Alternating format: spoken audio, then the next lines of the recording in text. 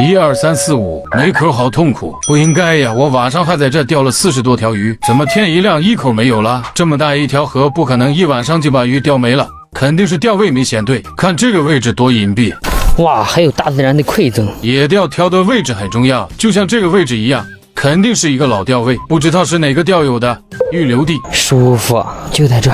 这里发现一个窝，好像是蚯蚓窝，但是这个蚯蚓好像比正常钓鱼的要粗哦。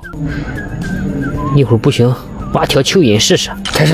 这位预留地的主人肯定是好久没来钓了，看着底下真的是杂草丛生啊，赶紧先把它清理清理，要不然一会儿上大鱼，切线跑了就不划算了。呀，冒泡了，那个地方有鱼。我的妈，这全是草，全是蚊子，我靠，要给我吃了一样。刚坐下，这都什么时候了，这里怎么这么多蚊子呢？赶紧叫救援吧，给送点蚊香，要不然这鱼钓不了。救援叫完了，再挺上20分钟吧。趁现在抓紧先把饵料